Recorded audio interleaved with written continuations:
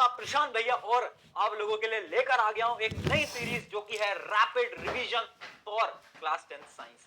पहले चैप्टर का rapid revision होने वाला है जो कि है केमिकल रिएक्शन एंड इक्वेशन, जिसको हम अगले 20 मिनट के अंदर खत्म करने वाले हैं। तो बहुत जल्दी जल्दी सारी चीजें समझाऊंगा, रिवाइज कराऊंगा। अगर आपके एग्जाम अभी कुछ दिनों में है तो ये सीरीज आपके लिए गेम चेंजर होने वाली है। और उसके जो नोट्स है ना, वो one of the most important और प्रिसाइज नोट्स होने वाले हैं जो कि आपको टेलीग्राम या फिर डिस्क्रिप्शन में मिल जाएंगे। मेरे बारे में आपको पता ही है, ज्यादा टाइम वेस्ट नहीं करूंगा, जल्दी आगे चलते हैं। आ जाओ जल्दी फटाफट से रिवीजन करेंगे। देखो, अगर आपको लॉन्ग वीडियो देखनी है, पूरी डिटेल वन शॉट देखना है तो मैंने बना रखा है, ऐसा थंबनेल आपको दिख जाएगा प्लेलिस्ट पे जाकर, वो आप देख लेना। अराउंड 1.5-2 घंटे का है, मस्त मजा आ जाएगा। बट ये है रिवीजन सीरीज। तो चलिए स्टार्ट करते हैं। सबसे पहले जानते हैं कि भैया केमिकल रिएक्शन क्या होती है। बट उससे पहले आपको समझना पड़ेगा चेंजेस क्या होते हैं, बदलाव क्या होते हैं। जिंदगी के अंदर बहुत सारे बदलाव होते हैं ना, जैसे कि आपके दोस्त भी बदल जाते हैं टाइम के साथ। ऐसे बहुत सारे बदलाव होते हैं। एक होता है फिजिकल चेंज, एक होता है केमिकल चेंज। फिजिकल चेंज क्या होता है? वो चेंज, जैसे कि एक एग्जांपल देता हूं, जैसे कि आप पानी को लेते हो, फ्रीजर में रख देते हो, बर्फ बन जाता है, तो लिक्विड सॉलिड में बदला क्या है? कैसा चेंज है? फिजिकल। केमिकल क्या है? जहां पर केमिकल प्रॉपर्टीज में बदलाव आता है, जहां पर केमिकल प्रॉपर्टीज में बदलाव आता है। जैसे कि आपके घर में आयरन रॉड होगी तो उसके ऊपर रस्टिंग लग जाती है, रस्टिंग हो जाती है, तो वो क्या है? वो एक टाइप का केमिकल चेंज है। जहां पर केमिकल बदलाव आ रहे हैं वो केमिकल चेंज, जहां पर कोई केमिकल चेंज नहीं हो रहा है वो क्या है? वो है फिजिकल चेंज। तो चलिए स्टार्ट करते हैं केमिकल रिएक्शन से कि भैया केमिकल रिएक्शन क्या है। देखो, केमिकल रिएक्शन कोई नई चीज नहीं है, सबको मालूम है। एक ऐसी रिएक्शन जिसके अंदर केमिकल चेंजेस हो रहे हैं, एक ऐसी रिएक्शन जिसके अंदर क्या हो रहे हैं? केमिकल चेंजेस हो रहे हैं। जैसे कि आप दूध लेते हो, है ना, आपकी मम्मी दूध लेती है, उस दूध से दही जमा देती है, देखा होगा आपने। वो जादू थोड़ी ना है यार, वो केमिकल चेंज है भाई, कैसी बात कर रहा है? जादू वादू नहीं है वो, क्या है? वो केमिकल चेंज है ना। तो वो क्या हो गया? हमारी केमिकल रिएक्शंस। अब देखो, एक चीज और होती है chemical equation.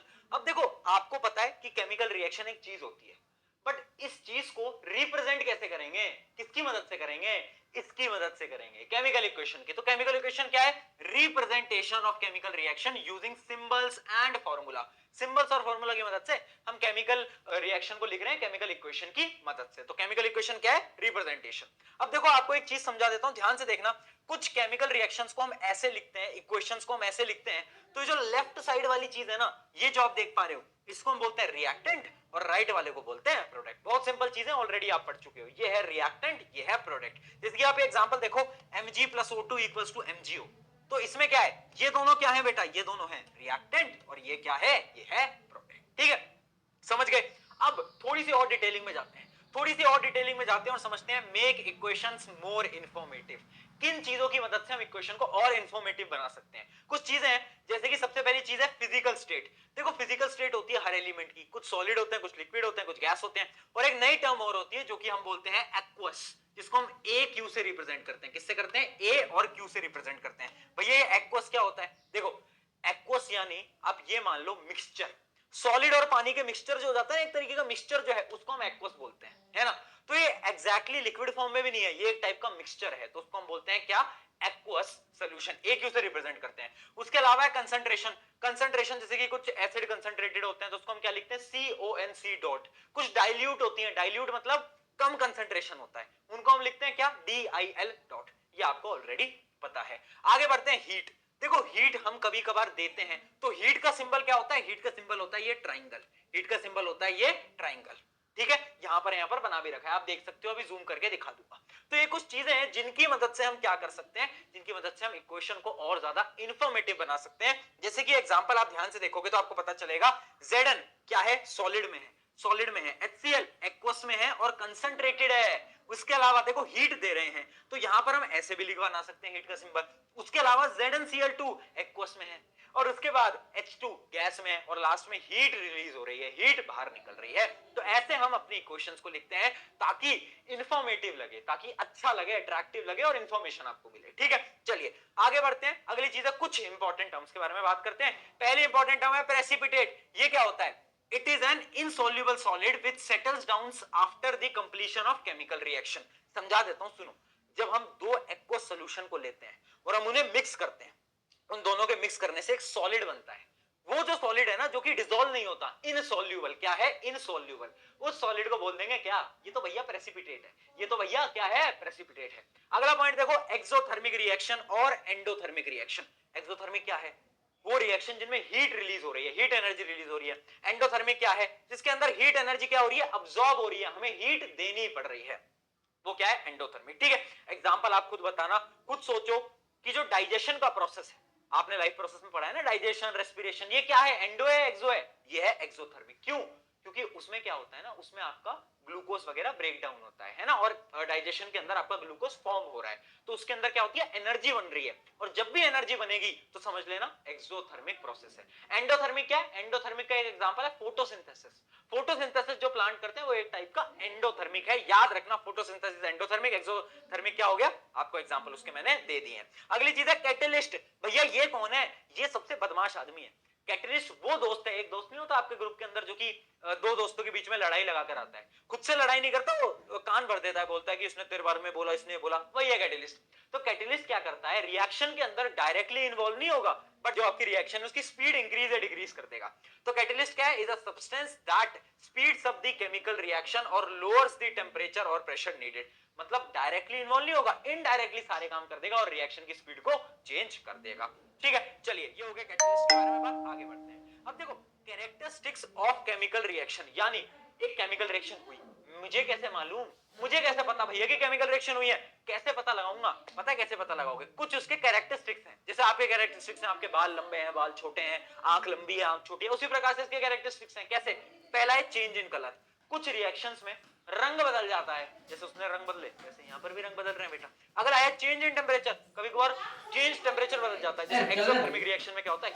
Heat energy release हो जाती है। ठीक है, एक्सोथर्मिक के अंदर हीट। ये सारे एग्जांपल अभी मत देखो, आगे मैं सारे एग्जांपल बताऊंगा। उसके अलावा चेंज इन स्टेट, कभी सॉलिड लिक्विड, लिक्विड सॉलिड ऐसे बदल जाता है। अगला है गैस, गैस निकल जाती है कभी कभार। उसके अलावा फॉर्मेशन ऑफ प्रेसिपिटेट, कभी कभार प्रेसिपिटेट बन जाता है, फॉर्मेशन ऑफ प्रेसिपिटेट। उसके अलावा एंडोथर्मिक रिएक्शन, एक्सोथर्मिक, ये तो दोनों मैंने आपको समझा ही दी है ऑलरेडी। ठीक है, ये जो एग्जांपल्स हैं ये मैं अभी आपको बताऊंगा। ठीक है, चलो अब आगे बढ़ते हैं फटाफट से। अब हम पढ़ते हैं, पहले हम देखते हैं बैलेंसिंग। उन एग्जांपल्स को हम जानेंगे धीरे धीरे, बट सबसे पहले अपन बैलेंसिंग समझ लेते हैं, क्योंकि बैलेंसिंग पे एक क्वेश्चन बेटा पेपर में आएगा। मैं फिर बोल रहा हूं, आएगा मतलब आएगा एक क्वेश्चन, चाहे एमसीक्यू में आए चाहे 2-3 नंबर का आए, बट एक क्वेश्चन आता है। बैलेंसिंग क्यों करनी होती है? क्योंकि एक रूल होता है, एक लॉ होता है, law of conservation of mass. ठीक है, कि मास जो है वो कंजर्व रहना चाहिए। बैलेंसिंग में हम करते क्या है? जितने रिएक्टेंट हैं उतने ही प्रोडक्ट, दोनों को बराबर बनाते हैं। ठीक है, अब हम एक एग्जांपल ले लेते हैं, इस एग्जांपल को लेते हैं और इसको हम बैलेंस करते हैं। तो देखो बैलेंसिंग का क्या रूल है, आप बस उतना समझो। आपको सबसे पहले एलिमेंट्स लिखने हैं, कौन कौन से एलिमेंट्स हैं? Fe है, हाइड्रोजन है, ऑक्सीजन है। फिर आपको लिखना है कि रिएक्टेंट में वो कितने हैं। रिएक्टेंट कौन सा होता है बेटा? लेफ्ट साइड, एक है। ठीक है, हाइड्रोजन कितना है? 2 है, ऑक्सीजन 1 है। अब देखो प्रोडक्ट में कितने हैं, उधर 3 है, हाइड्रोजन कितने हैं? हाइड्रोजन बेटा 2 है, और उसके अलावा ऑक्सीजन कितने हैं? ऑक्सीजन है 4। अब ये देखो बैलेंस नहीं है, रिएक्टेंट और प्रोडक्ट बराबर होने चाहिए। हम क्या करेंगे? हम देखेंगे सबसे ज्यादा कौन, जो सबसे बड़ा उसको सबसे पहले बराबर कर दो। सबसे बड़ा कौन? ऑक्सीजन। तो अगर मैं रिएक्टेंट पे ऑक्सीजन को 4 से मल्टीप्लाई कर दूंगा तो क्या बराबर हो जाएगा? बिल्कुल हो जाएगा। तो मैं क्या करता हूं, सबसे पहले जो मैं काम करता हूं वो मैं क्या करता हूं, मैं यहां पर ना यार भैया 4 से मल्टीप्लाई कर देता हूं। कर दिया 4 से मल्टीप्लाई, कोई दिक्कत? जैसे ही मैंने 4 से मल्टीप्लाई करा तो हाइड्रोजन 8 हो गए। अब यहां पर हाइड्रोजन हो गए 8 8, तो अब मुझे इसको भी 4 से मल्टीप्लाई करना पड़ेगा ना भाई, तो इसको मैं यहां से 4 से मल्टीप्लाई कर देता हूं बस। अब देखो आयरन यहां 3, यहां पर 1, बड़ी नाइंसाफी है, नाइंसाफी नहीं देखेंगे अपन, इसको भी 3 से मल्टीप्लाई कर देंगे, तो यहां पर 3 से मल्टीप्लाई कर दो। तो फाइनल इक्वेशन आ गई 3Fe + 4H2O = Fe3O4 + 4H2। देखो सारी चीजें हो गई हैं आपकी बैलेंस। इस तरीके से आप जल्दी में बहुत आसान तरीके से बैलेंस कर सकते हो। Balancing is one of the most easier topic of this chapter. एक क्वेश्चन आपको प्रैक्टिस के लिए दे रहा हूं, ये आप खुद से करोगे, ट्राई करना और इसको आप बैलेंस करना। बहुत सिंपल है, बहुत सिंपल है, इसी मेथड से ट्राई करना, चाहे अभी वीडियो पॉज करके भी बैलेंस कर सकते हो। आगे बढ़ते हैं, अब आ जाते हैं अपन टाइप ऑफ केमिकल रिएक्शन। अलग अलग टाइप की रिएक्शन है। पहली रिएक्शन है कॉम्बिनेशन। कॉम्बिनेशन यानी दो रिएक्टेंट आएंगे, दोनों मिलेंगे और एक बन जाएंगे, है ना। जहां पर दो या दो से ज्यादा रिएक्टेंट कंबाइन होते हैं, सिंगल प्रोडक्ट बनता है, उसको हम क्या बोलते हैं? कॉम्बिनेशन। अब डेफिनेशन नहीं पूछते, एग्जाम्पल पूछे जाते हैं, तो एग्जाम्पल जानना बहुत इंपॉर्टेंट है। सबसे पहला जो एग्जाम्पल है वो आपकी स्क्रीन पे आपको दिख रहा होगा, जो कि है ये। इसको पता है क्या बोलते हैं? Calcium oxide. और इसका एक निकनेम है, जैसे तुम्हारे निकनेम है वैसे इसका निकनेम है क्विक क्विक लाइन।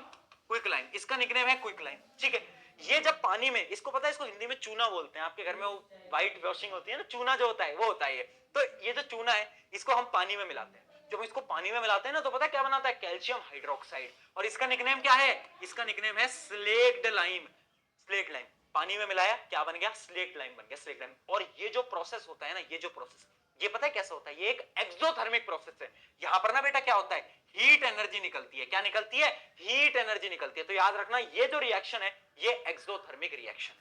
अब इस रिएक्शन का एक और पार्ट है, पता क्या होता है, वो चूना आप क्या करते हो, दीवारों पे लगा देते हो। अब जैसे आप उसको दीवारों पे लगा देते हो, जैसे आप उसको दीवारों पे लगा देते हो, तो आसपास में जो कार्बन डाइऑक्साइड है ना वो रिएक्ट करती है, और रिएक्ट करके पता क्या बनाती है, रिएक्ट करके बनाती है ये कैल्शियम कार्बोनेट की लेयर और साथ में पानी। हाँ, और वो जो आपकी दीवारें शाइनी लुक देती है ना, शाइनी फिनिश देती हैं, वो इसी वजह से होता है, कैल्शियम कार्बोनेट की वजह से।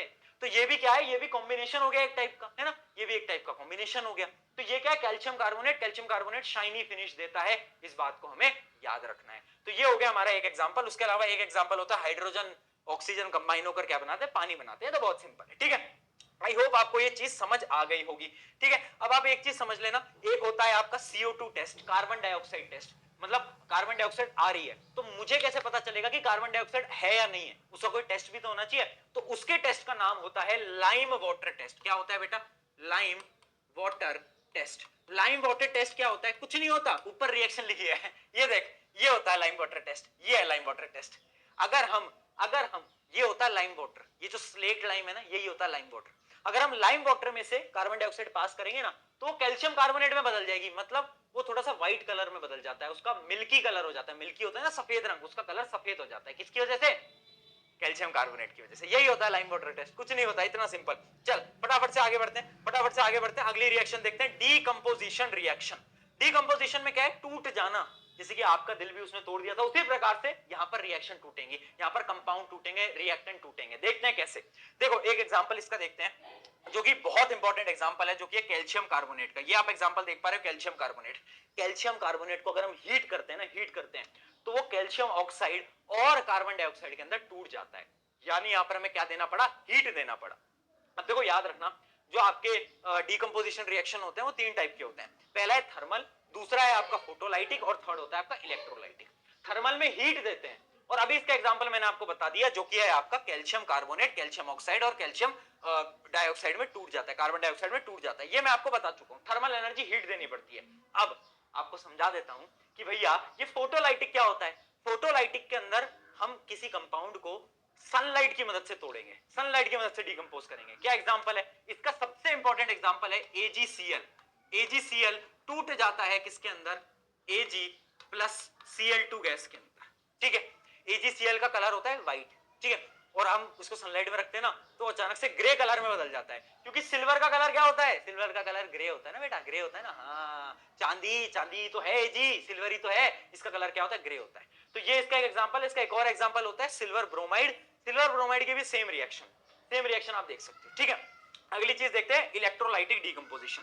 इलेक्ट्रोलाइटिक डीकंपोजिशन यानी हम इलेक्ट्रिसिटी की मदद से डीकंपोजिशन करेंगे। कैसे करेंगे, पानी होता है, पानी, इसका एक बहुत इंपॉर्टेंट एक्टिविटी है, ये आपने एक्टिविटी देखी होगी। हम क्या करते हैं, पानी को लेते हैं, पानी के अंदर H2SO4 मिलाते हैं। क्यों मिलाते हैं, ताकि बिजली पास हो जाए, ठीक है। फिर हम कैथोड और एनोड डालते हैं और बिजली पास करते हैं। तो वो जो H2O के मॉलिक्यूल्स है ना पानी के, वो टूटने लगते हैं हाइड्रोजन और ऑक्सीजन के अंदर, हाइड्रोजन और ऑक्सीजन के अंदर, ठीक है। सवाल क्या आता है, यहां पर लिखा भी है, सवाल क्या आता है, एनोड और कैथोड पर क्या बनेगा, ये सवाल आता है कि कौन सी गैस एनोड पे आती है, कौन सी कैथोड पे आती है। रिवाइज करा रहा हूं, ध्यान से सुन लो। एनोड पे आती है ऑक्सीजन गैस, और कैथोड पे आती है आपकी कौन सी, हाइड्रोजन गैस। और एक चीज और याद रखना, हाइड्रोजन गैस डबल बनती है, डबल डबल ऑक्सीजन गैस के कंपैरिजन में। मतलब जो रेशियो होता है वो होता है 2:1। वो क्यों होता है वो आप देख सकते हो, यहां पर 2H2 बन रहा है और 1O2 बन रहा है, यानी जो हाइड्रोजन गैस है वो डबल बनेगी एज कंपेयर टू ऑक्सीजन। ये आगे समझ में, 2-3 पॉइंट है, इसी पे सवाल आएगा, गारंटेड बता रहा हूं। ये रिवीजन सीरीज से ही सवाल उठ के आने वाले हैं, देख लेना पेपर के अंदर। चलो बहुत बढ़िया। उसके अलावा एक चीज और समझ लो, हाइड्रोजन टेस्ट क्या होता है। हाइड्रोजन को चेक करने का क्या टेस्ट होता है, एक पॉप साउंड टेस्ट होता है। पॉप साउंड टेस्ट क्या होता है, कुछ नहीं होता, हाइड्रोजन गैस आती है, उसको हम उसके पास में हम एक मोमबत्ती लगा देते हैं, तो पॉप साउंड करता है, pop pop pop pop pop, ऐसे जैसे आपके पटाखे फूटते हैं ना, वैसे वो फूटता है। बस यही होता है इसका पॉप साउंड टेस्ट, ठीक है। चलिए आगे बढ़ते हैं। तो आई होप यहां तक आपको सारी चीज समझ आ गई होंगी, एक्टिविटी आपको बताइए। अब हम बढ़ रहे हैं डिस्प्लेसमेंट रिएक्शन। डिस्प्लेसमेंट रिएक्शन क्या होती है, जब एक एलिमेंट दूसरे एलिमेंट को डिस्प्लेस करते हैं। कैसे डिस्प्लेस कर देगा, जो जितना ताकतवर वो कम ताकतवर को डिस्प्लेस कर देगा। दो टाइप के होते हैं डिस्प्लेसमेंट रिएक्शन, एक होता है सिंगल, एक होता है डबल। सिंगल के अंदर क्या होता है, ऐसा एक कंपाउंड था, एक दूसरा आया, एक दूसरा व्यक्ति आया, ये ज्यादा ताकतवर था, इसने एक को लात मार के भगा दिया और इसके साथ कंपाउंड बना लिया सी के साथ, और बी बेचारा जिंदगी में अकेला रह गया तुम्हारी तरह। ठीक है, तो ये क्या होगा, ये होगा सिंगल डिस्प्लेसमेंट। उसके अलावा होता है डबल डिस्प्लेसमेंट। डबल डिस्प्लेसमेंट में क्या होता है, इमेजिन करो ए की लड़ाई हो गई बी से, सी की लड़ाई हो गई डी से, तो अब इन दोनों ने क्या बोला, भाई मेरी तो लड़ाई हो गई, तो इसने डी से दोस्ती कर ली ए ने, तो कंपाउंड बना लिया एडी, और इसने सी ने दोस्ती कर ली बी से, कंपाउंड बना लिया सीबी। तो इसमें इंटरचेंज हो गया और इसमें एक ने लात मार के बाहर भगा दिया। ये सिंगल, ये डबल। ठीक है, ये होता है सिंगल, ये होता है डबल। ठीक है, ये जो सिंगल का जो एग्जांपल है, इस एग्जांपल को अभी मैं आपको बताऊंगा आगे, है ना। तुम्हारे मन में सवाल आ रहा होगा कि भैया ये बताओ हमें कैसे पता चलेगा कौन कितना ताकतवर है, ये तो बताया नहीं। तो इसकी एक टेबल होती है जो कि एनसीईआरटी की टेबल है, ये पूरी की पूरी कि मेटल्स का कौन सबसे ज्यादा रिएक्टिव होता है। तो ये जो है ना पोटेशियम, ये सबसे ज्यादा रिएक्टिव है, और इससे नीचे आते आते आते रिएक्टिविटी सीरीज कम होती जाती है। इसको याद करने का तरीका भी तुम्हें बता रखा है क्या, कैटरीना ने कार मांगी ऑल्टो देन फरारी, फिर भी हाय क्यों मिली सिल्वर ऑडी। ये तरीका तुम्हें ऑलरेडी बताया है वीडियो के अंदर, तो इस तरीके से याद कर लेना। अगर पोटेशियम है तो पोटेशियम सारे एलिमेंट्स को क्या कर सकता है, डिस्प्लेस कर सकता है, वो ताकतवर है। ठीक है, अब तुम खुद बताओ, अगर एल्यूमिनियम है और मैग्नीशियम है, क्या एल्यूमिनियम मैग्नीशियम को डिस्प्लेस कर सकता है? नहीं, वो नहीं कर सकता, क्योंकि मैग्नीशियम ज्यादा शक्तिशाली है। वो बोलेगा वो एल्यूमिनियम तू नीचे है, तू नीचे ही रहे। ठीक है, तो जो ज्यादा ऊपर होगा वो डिस्प्लेस कर पाएगा, जो नीचे होगा वो डिस्प्लेस नहीं कर पाएगा। आगे समझ में, चलिए आगे बढ़ते हैं। यहां तक आपको सारी चीजें क्लियर हो गई। अच्छा, डबल डिस्प्लेसमेंट की ये वाली रिएक्शन एक बार देखकर जाना, ये रिएक्शन देख के जाना, क्योंकि ये जो रिएक्शन है इंपॉर्टेंट है, क्योंकि इसके अंदर प्रेसिपिटेट बन रहा है। देखना, Na2SO4 सोडियम सल्फेट रिएक्ट कर रहा है किसके साथ, ये आपका BaCl2 मतलब बेरियम क्लोराइड। ये दोनों एक्वस में है, जब ये दोनों मिलते हैं ना तो एक व्हाइट कलर का प्रेसिपिटेट बन जाता है। प्रेसिपिटेट क्या है, जो कि डिसॉल्व नहीं हो सकता। वो प्रेसिपिटेट क्या होता है, वो होता है ये देख पा रहे हो आप, BaSO4, ये देख पा रहे हो आप, ये जो है प्रेसिपिटेट, ये बेरियम सल्फेट, ये सॉलिड होता है प्रेसिपिटेट। तो ये डबल डिस्प्लेसमेंट भी है और ये प्रेसिपिटेशन रिएक्शन का भी एग्जांपल है। इस वजह से ये रिएक्शन याद करके जानी भैया, ये याद करनी पड़ेगी। ठीक है, चलो आओ फटाफट से अब एक बार अपन एक्टिविटीज को भी देख लेते हैं, कि सारी एक्टिविटीज भी इसी रिवीजन सीरीज के अंदर मैंने आपको करा दी है, तो टेंशन की बात नहीं है। आ जाओ, देखो सबसे पहली चीज है, पहला अपना है Mg+O2, ये आपकी है एक्टिविटी नंबर 1, जो आपकी पहली एक्टिविटी है, जो कि मैग्नीशियम रिबन। मैग्नीशियम रिबन को उठाते हैं, उसको क्लीन करते हैं। क्यों क्लीन करते हैं, क्योंकि उसके ऊपर मैग्नीशियम ऑक्साइड की लेयर है, उसको हटाते हैं, फिर उसे बर्न करते हैं। जब उसे बर्न करते हैं तो वो डैजलिंग फ्लेम्स, बहुत व्हाइट कलर की डैजलिंग फ्लेम से जलता है। ये आपकी एक्टिविटी नंबर 1। अगली एक्टिविटी क्या है, ये है लेड नाइट्रेट की। ये उतनी ज्यादा इंपॉर्टेंट नहीं है, बट इसके अंदर क्या होता है, इसके अंदर एक तरीके का डिस्प्लेसमेंट रिएक्शन फॉर्म हो रही होती है। अगला देखते हैं, जो कि है जिंक ग्रैन्यूल्स इन सल्फ्यूरिक एसिड। अगले में क्या करते हैं, हम जिंक का रिएक्शन कराते हैं HCl के साथ, है ना। HCl के साथ हम क्या करते हैं, या फिर H2SO4 ले लो, इसको H2SO4 ले लो, H2SO4 के साथ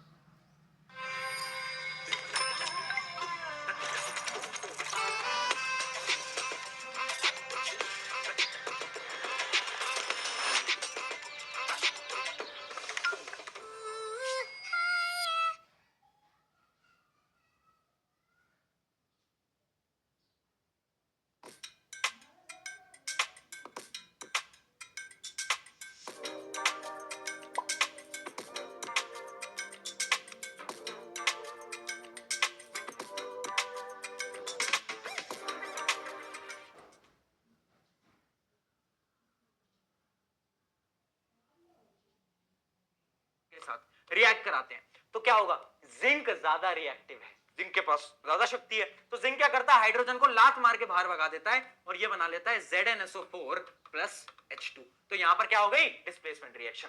अगला देखो, अगला ये तो मैं आपको बता ही चुका हूं, ये रिएक्शन तो अपन ऑलरेडी पढ़ चुके हैं, है ना, कॉम्बिनेशन के अंदर। आगे देखो, अब आती है one of the most important reaction, जो कि है crystals of ferrous sulphate. Ferrous sulphate के क्रिस्टल, देखो क्रिस्टल का मतलब क्या होता है, उसके पास पानी के कुछ टुकड़े हैं, यानी FeSO4.7H2O, उसके पास कुछ पानी के टुकड़े होते हैं, 7 टुकड़े होते हैं पानी के। ठीक है, हम उसे गर्म करते हैं। अब इसका रंग कैसा होता है बेटा, रंग याद रखना पड़ेगा, ग्रीन कलर होता है बेटा, ग्रीन कलर। ठीक है, इसके पास कितने, इसके पास होते हैं 60 टुकड़े, ग्रीन रंग का है। मैं इसको गर्म करता हूं तो 7 टुकड़े हट जाते हैं और FeSO4 अकेला बचता है। और जब अकेला बचता है तो इसका कलर पता है क्या होता है, व्हाइट। यहां पर लिखा हुआ है, बाद में रीड कर लेना, व्हाइट। ठीक है, फिर मैं इसे और हीट करता हूं, अभी टूट जाता है बेचारा, किसमें, Fe2O3, SO2 और SO3, ये दोनों है गैसेस। और ये क्या है, ये है एक टाइप का आपका सॉलिड, है ना, ये आपका एक्वस, और ये क्या है, ये एक टाइप की दोनों गैसेस हैं। और इसका कलर क्या होता है, Fe2O3 जो है आपका, इसका कलर क्या होता है, तो इसका जो कलर होता है वो होता है ब्राउन। तो यानी ग्रीन कलर का FeSO4.7H2O किस में कन्वर्ट हो गया? ब्राउन कलर में कन्वर्ट हो गया। बड़ी इंपॉर्टेंट है, बार बार सवाल आता है। आगे देखते हैं, अगला है मेरा लेड नाइट्रेट। देखो लेड नाइट्रेट को जब मैं हीट करता हूं तो क्या होता है, वो भी टूट जाता है। किसके अंदर? लेड ऑक्साइड, NO2 और O2। और याद रखना NO2 जो होती है वो गैस होती है जो कि ब्राउन कलर की होती है, तो ब्राउन फ्यूम्स निकलते हैं, है ना, ब्राउन कलर की गैस होती है, ये याद रखना, ठीक है। ये आपको इंपॉर्टेंट है, आपको याद रखनी है। और एक चीज और याद रखना, देखो जो इसका जो कलर होता है, इसका कलर होता है आपका येलो। ये जो आपका लेड ऑक्साइड है ना, लेड ऑक्साइड, इसका जो कलर होता है ना एक टाइप का, वो थोड़ा बहुत येलो होता है ना। तो ये आप देख सकते हो। तो किसमें टूटा? लेड नाइट्रेट जो था वो एक टाइप का कलरलेस सॉलिड है, वो किसमें टूटा? वो आपका टूट गया लेड ऑक्साइड जो कि येलो है, उसके अलावा NO2 जिसके अंदर ब्राउन गैसेस निकलती हैं, ब्राउन फ्यूम्स, और ऑक्सीजन गैस तो आपको पता ही है, ये भी इंपॉर्टेंट एक्टिविटी है। अगली देखते हैं AgCl। ये तो मैंने आपको बताई थी कि AgCl का कलर क्या होता है? AgCl का कलर होता है व्हाइट, और जब धूप में रखते हैं किस में कन्वर्ट हो जाता है? ग्रे में। जादू है, जादू है। अगला देखते हैं, ये भी इंपॉर्टेंट है। ये एक एक्टिविटी है जिसमें कि हम क्या करते हैं, एक आयरन नेल लेते हैं, है ना, और उसको कॉपर सल्फेट के सोल्यूशन में डाल देते हैं। कॉपर सल्फेट का जो सोल्यूशन होता है वो होता है ब्लू कलर का, है ना। अब होगा क्या कि आयरन ताकतवर है, वो कॉपर को भगा देगा और वो इसके साथ जुड़ जाएगा, क्या बना लेगा? FeSO4, और Cu अकेला रह जाएगा। तो जो ब्लू कलर का सोल्यूशन था ना, ब्लू कॉपर सल्फेट का, उसका कलर बदल जाएगा, वो ग्रीन में बदल जाएगा।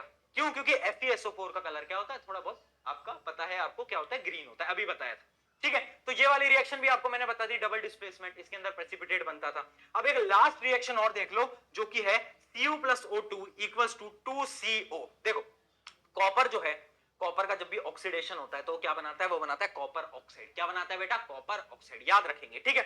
और याद रखना कॉपर ऑक्साइड का कलर क्या होता है? Black, black. तो कॉपर को अगर हम ऑक्सीजन से रिएक्ट कराएंगे वो ब्लैक कलर में बदल जाएगा, ठीक है। और अगर वो ब्लैक है उसे मुझे वापस से कॉपर में कन्वर्ट करना है ना, तो इसको मैं रिएक्ट करा दूंगा हाइड्रोजन के साथ। हाइड्रोजन के साथ मैंने इसको रिएक्ट कराया और ये वापस से किसमें कन्वर्ट हो जाता है? वापस से कन्वर्ट हो जाता है आपके कॉपर के अंदर, ठीक है। तो ये एक दो रिएक्शंस थी। चलिए अब बढ़ते हैं हमारे रिडॉक्स रिएक्शन की तरफ, फटाफट से आ जाओ। रिडॉक्स रिएक्शन में क्या क्या चीजें, ध्यान से सुनना। दो चीजें होती हैं, ऑक्सीडेशन, रिडक्शन। ऑक्सीडेशन का मतलब क्या होता है? ऑक्सीजन का जुड़ना या फिर हाइड्रोजन का हटना। रिडक्शन का मतलब क्या है? हाइड्रोजन का क्या है? रिडक्शन का मतलब है या तो हम ऑक्सीजन को क्या करेंगे, या तो हम ऑक्सीजन को हटा देंगे या तो हम हाइड्रोजन को जोड़ देंगे, है ना। तो मतलब अपना ऑक्सीडेशन रिडक्शन दोनों उल्टा है, इतना याद रखेंगे, ठीक है। अब देखो रिडॉक्स रिएक्शन क्या होती है? वो रिएक्शन जिसके अंदर ऑक्सीडेशन और रिडक्शन दोनों हो रहे हैं। भैया कैसे होंगे दोनों? लो भाई एग्जांपल से दिखा देता हूं। देखो इस रिएक्शन को देखो, ZNO, इसके पास ऑक्सीजन था, क्या इसके पास ऑक्सीजन है? नहीं है। तो इसके साथ क्या हुआ? इसके साथ गलत हुआ। गलत कब होता है? जब आपके साथ रिडक्शन होता है, ठीक है। अब ये बेचारा अकेला था बट इसको साथी मिल गया, इसको ऑक्सीजन मिल गया। ऑक्सीजन मिल गया मतलब यानी इसका क्या हुआ? ऑक्सीडेशन। तो एक रिएक्शन में रिडक्शन भी हुआ, ऑक्सीडेशन भी हुआ। जब रिडक्शन ऑक्सीडेशन एक साथ हो जाए तो बोल देना क्या कि it is redox reaction. Clear? अब आता है अगला कॉन्सेप्ट, रिड्यूसिंग एजेंट और ऑक्सीडाइजिंग एजेंट। कोई आपको रिएक्शन देंगे और बोलेंगे कि बताओ कि रिड्यूसिंग एजेंट कौन है, ऑक्सीडाइजिंग एजेंट कौन है। एक ट्रिक बता रहा हूं, सुन लो, एक ऐसी ट्रिक जो कि दिमाग के अंदर जाएगी। देखो कभी भी आपको बोले कि रिडॉक्स एजेंट क्या है, रिड्यूसिंग और ऑक्सीडाइजिंग एजेंट क्या है, तो आप क्या करो, रिएक्शन देखो। सबसे पहले आप ये देखो कि रिड्यूस कौन हुआ है, ऑक्सीडाइज कौन हुआ है। जैसे आप इसको देखोगे तो इसके पास ऑक्सीजन था, अब नहीं है, तो ये क्या हो गया? ये रिड्यूस हो गया। ये क्या हो गया? ये ऑक्सीडाइज हो गया, ठीक है। अब आपको उल्टा करना है, जो रिड्यूस हुआ है वही ऑक्सीडाइजिंग एजेंट होगा। ऊपर लिख लो, जो रिड्यूस हुआ है वही ऑक्सीडाइजिंग एजेंट होगा और जो ऑक्सीडाइज हुआ है वही रिड्यूसिंग एजेंट होगा। कितने ही क्वेश्चन में ट्राई कर लेना, हर बार ये ट्रिक वर्क करेगी। जो रिड्यूस हुआ है वही ऑक्सीडाइजिंग एजेंट होगा और जो ऑक्सीडाइज हुआ है वही क्या होगा? Reducing agent. और जो रिड्यूस हुआ है वो ऑक्सीडाइजिंग एजेंट, ठीक है। कंफ्यूज नहीं होना है, रिड्यूसिंग निकाला, ऑक्सीडाइजिंग लिखा, उसके ऊपर OA लिख दो, इसके ऊपर RA लिख दो, बस सारे क्वेश्चन डन हो जाएंगे इस तरीके से, ठीक है। तो ये था आपका रिडॉक्स रिएक्शंस। अब फटाफट से आगे बढ़ते हैं। अब देखो कुछ टॉपिक आ जाते हैं जो कि टॉपिक बहुत सारे बच्चों के डिलीटेड है बट फिर भी बता देता हूं इन शॉर्ट। एक होता है कोरोजन। कोरोजन क्या होता है? मेटल का खराब हो जाना, डिटोरिएशन ऑफ मेटल, मेटल का खराब हो जाना। जैसे आयरन, मॉइस्चर और बहुत सारी चीजें ऑक्सीजन के साथ रिएक्ट करता है और एक लेयर बना लेता है। किसकी लेयर बना लेता है? आयरन ऑक्साइड, फेरिक ऑक्साइड की लेयर बना लेता है, जिसकी वजह से आयरन के ऊपर वो ब्राउन कलर का कुछ आ जाता है ना। उसको हम क्या बोलते हैं? उस प्रोसेस को हम बोलते हैं कोरोजन। क्या बोलते हैं बेटा? कोरोजन। कोरोजन सिर्फ आयरन में नहीं होता, कोरोजन बहुत सारे मेटल में होता है। जैसे कोरोजन होता है सिल्वर के अंदर, आपने देखा होगा सिल्वर बहुत देर अगर आप बाहर रखते हो ना तो वो ब्लैक कलर का होने लगता है टाइम के साथ, टाइम के साथ थोड़ा ब्लैक हो जाता है। क्यों? क्योंकि उसके ऊपर सल्फर की लेयर आ जाती है, तो वो बना लेता है सिल्वर सल्फाइड, और सिल्वर सल्फाइड का कलर क्या होता है? ब्लैक होता है। सिमिलरली कॉपर का आपने देखा होगा, कॉपर के ऊपर ग्रीन कलर की कोटिंग आ जाती है। वो क्यों आती है? वो आती है due to copper carbonate. Copper carbonate, copper carbonate ये भी कोरोजन है, ठीक है। तो कोरोजन सिर्फ आयरन में नहीं होता, कोरोजन हर मेटल में होता है, सिल्वर में भी, कॉपर में भी, ठीक है। चलो आगे बढ़ते हैं, लास्ट टॉपिक जो कि है रेंसिडिटी। रेंसिडिटी जो आपका टॉपिक है वो क्या होता है? It is basically oxidation of food items जिसके अंदर फैट है। जैसे कि नमकीन भुजिया खाते हो, कभी कभार बाहर रख देते हो, ऑक्सीजन से रिएक्ट कर जाते हैं, फिर उनका टेस्ट ही बदल जाता। चिप्स खाते हो, बाहर रखो ओपन पैकेट, टेस्ट नहीं बदल जाता। क्यों बदल जाता है? क्योंकि उनके साथ रेंसिडिटी हो जाती है। रेंसिडिटी क्या है? Oxidation of food materials containing fat. जिनके पास भी फैट होगा उनका ऑक्सीडेशन होगा तो उनका टेस्ट बदल जाएगा, स्मेल बदल जाएगी, तो उसको हम बोलते हैं रेंसिडिटी। प्रिवेंट कैसे करते हैं? आपने देखा होगा चिप्स के अंदर क्या आती है? नाइट्रोजन।